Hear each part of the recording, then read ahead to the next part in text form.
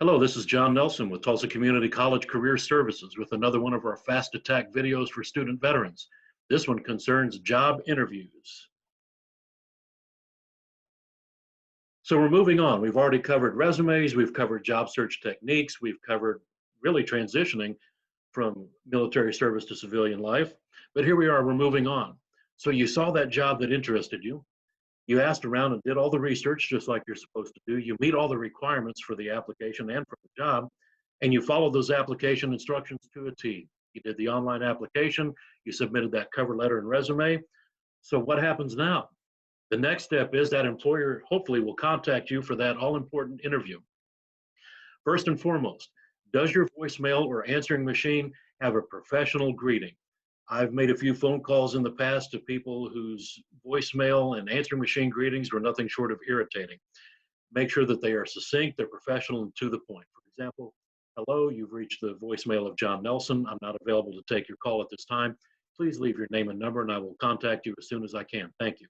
Something that simple is to the point and exactly the professional type of greeting that you need to have. Just as important, are you using a proper professional email address? I've seen things from death metal zombie dismemberment at email.com to I don't like you.com. Make sure it's a good professional email address. First, dot last at email.com, for example. If you have a common name like John Nelson or William Anderson, if you use a number, that's fine too. So john.doe27 at domain.com works perfectly well. So moving on, the job interview. The job interview is absolutely the most important process or part of getting the job process done. The purpose of the interview is to find that person who's going to be the best fit for the position and the best fit for the organization. The employer's already screened out their resumes or applications. Remember, the resumes are like sales brochures. They've had a look at all of them laid out and saying yes, yes, no, no, yes, no, yes, no, and figured out who exactly they want to talk with. And the interview is the remaining piece where they figure out who's going to be the best fit. So the remaining qualified applicants for interview, they might find somebody who may not have had the strongest resume, but still made the cut, ends up being the perfect match. That's why the interview is so important. Remember that interviews are never one-sided conversations. Make sure that you're participating. If you sit there deer in the headlights and not really communicating, that could cost you too and could really send the message you're not a good fit for that organization. Interviews can be formal or informal. I'll tell a quick personal story.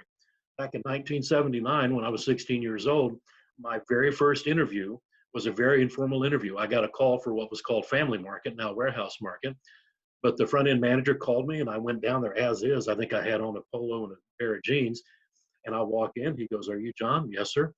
"Are you ready to work?" "Yes, sir." "Will you work hard?" "Yes, sir." He goes, "Will you start tomorrow?"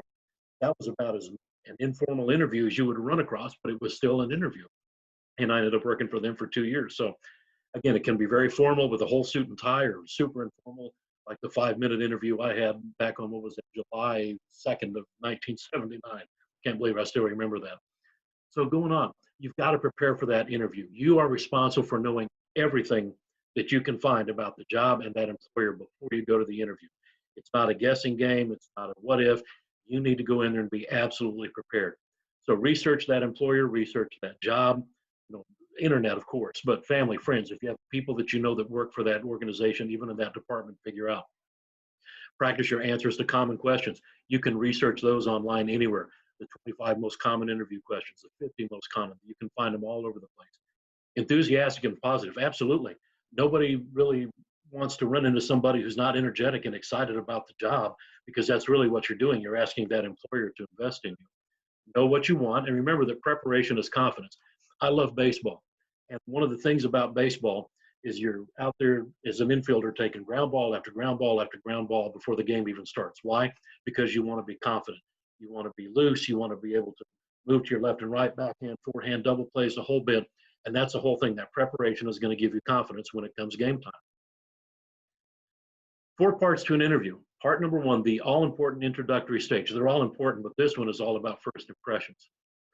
Don't be late. Just like standing a watch in the military, you're going to relieve them 15 minutes early. If you've got a 1400 watch, you're going to get there at 13:45. The same thing with a job interview. Your appearance, your clothing and grooming. You'll never ever have a second chance to make that first impression. And I'll go on here right with some more of those information on that here shortly. Your body language, absolutely. Are you closed and standoffish, or are you a little more open and receptive and excited and energetic, really? Your handshake, don't go in there and do a bone crusher, but at the same time, don't give them the dead fish. For men and women both, make sure it's a good, firm, confident handshake that's not going to send you to the chiropractor or leave you wanting for more with that handshake. How you speak to people, especially reception staff, plays a large part in the process. I've seen over the years that lots of times that office manager or that receptionist is somebody who's been with that company for years, 20, 30 years in some cases. And lots of times that manager will come out and say, hey, how was candidate number 4? And if you get the head nod, or like they treated me horribly or they were condescending, that could cost you right there, because everybody on that team is valuable. Remember that. It doesn't matter who it is there, treat them with the respect that they deserve. So here's the second part, the employer questions right here. This is where they're going to talk about your attitude, your skills and abilities, maybe not so much about your attitude, but they're going to notice it. But they're going to look at your resume. They're going to go over that, but they're going to grade you on how you answer questions, how you speak, how you sit in the chair. Don't be all slumped over, but at the same time, don't be puffed up. Just, kind of on the edge of the seat, back straight, that type of thing. Just great posture, if you will. What you know about the job, they're going to ask you about that. They're going to ask you about your work history and skills. How does this tie into what we need you to do here? What you know about the company. That means, have you done your homework? Remember, everything you say and do is noted and graded. Don't let that make you nervous, but they have to. They'll have notes on everybody that they interview. That's how they're going to compare and contrast the different candidates. And again, don't speak badly about former employers. They may ask you that question, like, tell us about the worst job that you ever had or the worst boss that you ever had. I'll tell a story about a boss that I had who would come in when I was working supply and would dump boxes on my desk. And I'd had everything cleaned off when I would go home at 1700 every day. But I would come in every morning to a mound of styrofoam peanuts, the invoice, and that kind of thing. And, I could talk bad about that all day, but the important thing I learned from that master chief was how to network. He could pick up the phone, and in 5 minutes' time, you could go to medical, dental, housing, anywhere you needed to go, and your problem was taken care of. So always speak best. Even if it was a challenge, just say, yes, we had our challenges, but here's what I learned. Here's how I got better. Here's what I learned from that particular person. So don't speak badly about former employers or former supervisors. Number 3, your turn, the applicant questions. This is where you get to show how much homework you did, your level of interest and knowledge about the job and the employer by asking the right questions. Ask those questions that are going to be specific to the job, specific to the company, and how you can contribute. Ask about their expansion. We understand that you're moving into Wyoming. We understand that you're moving into North Dakota. We understand there's a great new market for you in Phoenix, places like that. Show them that you did your homework. Show them that you are in tune with everything that they want to do. And then at the same time, intertwine the things that you can bring to the company that would allow them to realize that, yes, this is a great person for this job. We may even ask for them to relocate or any kind of bonus benefit, that type of thing. And finally, to part 4, the closing stage. This is where you can sort of kind of ask for the job. Is there anything I didn't cover you'd like me to address? Thank you for your time. I'm even more convinced that I'm perfect for this position.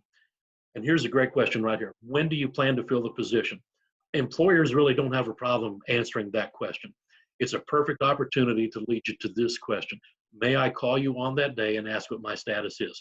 You're not being overbearing, but you're showing interest and you're showing, yes, I'm here for this job. I really want this job. There are some folks that you could call serial interviewers that just go through interviews and I'll kind of pick and choose and see what I like. But if you say, may I call you on that day and ask what my status is, that's the perfect level of interest that you should convey at these interviews. Now, dressing for an interview, you've always got to look your best. You've only got one chance for that first impression. That's the old saying. You never get a second chance to make that first impression. It doesn't matter what you wear. Make sure that it's clean, it's ironed, and it fits properly. Why do we dress for interviews? Because we're showing respect, just like we would for any military ceremony. When the uniform is prescribed, you wear that uniform. Why? Because it's appropriate for the occasion, but at the same time, you're showing respect. And here's a good stat right here. 55% of interviewers base instant opinions on how you look when you come around the corner. So don't let that stand in the way of you making that great first impression here. You should always dress one step above what's required. You wouldn't wear a suit to a construction job, but you wouldn't wear flip-flops to an inside office job interview. The best thing to do is to do that research, figure out what the supervisors wear. One of the best ways to do that is to go ahead and call the HR division of that company and say, I'm really curious as to what I should wear for an interview, or what do your supervisors normally wear? They won't mind answering that question at all. They want you to make that good impression too. So again, never, ever, ever miss out on the opportunity to make that first impression. And remember, it's better to be a little overdressed than underdressed. Overdressed, yeah, they can overlook that, but underdressed, lots of times, that's going to be the big no, the big checkbox to say, no, let's move on. Here's a very important thing here: no cell phones. Never bring a cell phone to an interview. Never trust it. You may think you turned it off, but we all know better than that. Those things have gone off at the most inopportune times. Leave it in the car, hide it in the trunk, under the seat, somewhere where it's out of sight, but never, ever trust silent. You never know what could happen here. If the phone rings during your interview, game over. It's just that simple. You've wasted the interviewer's time, which is the employer's time. You're not showing that respect, and you're not really giving them that basic respect of their time, because they're busy, busy, busy people. And it shows that you really don't care about the job and inconsiderate, and you'd rather have your phone with you. It won't hurt to be separated from that phone for 15 or 30 minutes. So don't bring a cell phone to an interview. Make sure that environment is as perfect as it can get, and that cell phone being left in the car is going to help you with that. So the interview's over and it's afterward. It's always proper to send a thank you note or letter to that interviewer within 24 hours. You can do it as a handwritten thank you note. You can do it as a standard business style letter, or you can just send a quick email. Emails are absolutely an acceptable form of correspondence, and it's quick and it's to the point, and that way it gets there a lot faster than anything that through the mail. I love the U.S. mail. I love the post office, but in this day and age, sometimes striking while the iron is hot by sending that email, that might be your best strategy. And don't expect an immediate answer. I like to kind of joke a little bit about employer time versus job seeker time. You know, employer time, they're very busy and they have to schedule the time to do the interviews, read the resumes, and that kind of thing. But we as job seekers, we put in that application, we want to know right then. I mean, we're a society that'll pace in front of a microwave. We're so impatient. And it's the same thing with that job. We want to know right away. So keep in mind, it's going to take a while for the people that you interviewed with to come around, find the time to get that meeting, to make that decision. So be patient, give it a few days before we move on with that. You may be asked back for a second interview, and it's no different from a first interview as far as preparation and proper dress.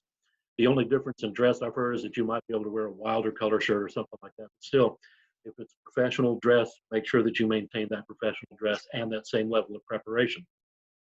You know, even if you're not hired, that's going to be a valuable piece of experience that you have gained by doing that interview.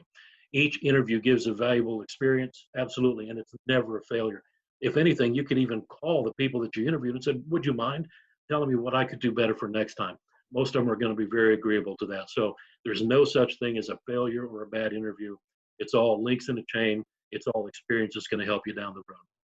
Now, very important here, you will be researched. Don't post anything embarrassing on any kind of searchable site, whether it's TikTok or Facebook or any of the ones that are going on right now. Keep it clean and keep it private. Don't embarrass yourself out of a job. You are going to be Googled. They're absolutely going to do that.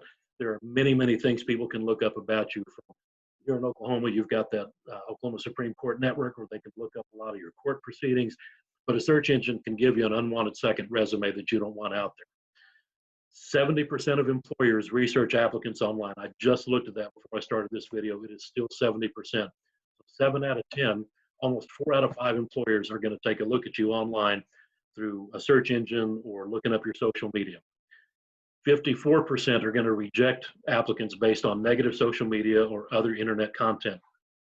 It could be something you post, it could be a comment, it could be a picture. There's a lot of things. So again, keep it clean, keep it private. But at the same time, if you've got something positive like volunteering for youth sports or helping out right now in this crazy time, distributing groceries and that type of thing, 50% are going to make a positive recommendation. So make sure your social media is clean and it's positive, nothing crazy, nothing negative that's going to keep you from getting that job. So just to recap quickly, interviews are the most important step in the employment process. Never, ever, ever bring a cell phone. Leave it in the car. Don't ever trust it. How do you look on Google and Facebook? Again, you're going to be researched, so just be ready for that. Make sure that what's on Facebook, any of the other social media sites, looks good and is going to give you a positive impression. Preparation is confidence. And remember, you're responsible for your success, especially in the interviews. Practice, practice, practice. Look up those 25 common interview questions. Look up those 50 common interview questions. They're all right there at your fingertips on the internet. Proper dress, absolutely, one level higher than what you're looking for. Body language is important as everything you say. Sit up, be attentive, nod, make sure, be engaged in the conversation. Body language was 66%, 65% of communication is nonverbal. Keep that in mind. Sit up straight, obviously, maintain your eye contact. Speak normally, clearly, and confidently. Absolutely.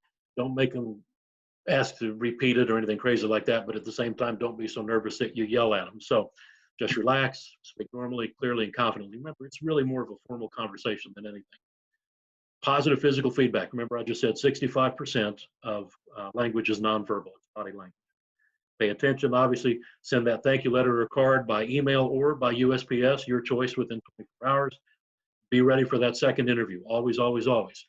So here's my contact information. If you have any questions, I want to say thank you for stopping by and having a look at this video. Even in this crazy time here at Career Services, we are here to help. We've got Zoom, we've got email, we've got all sorts of virtual services. We stand ready to help you. Thank you very much.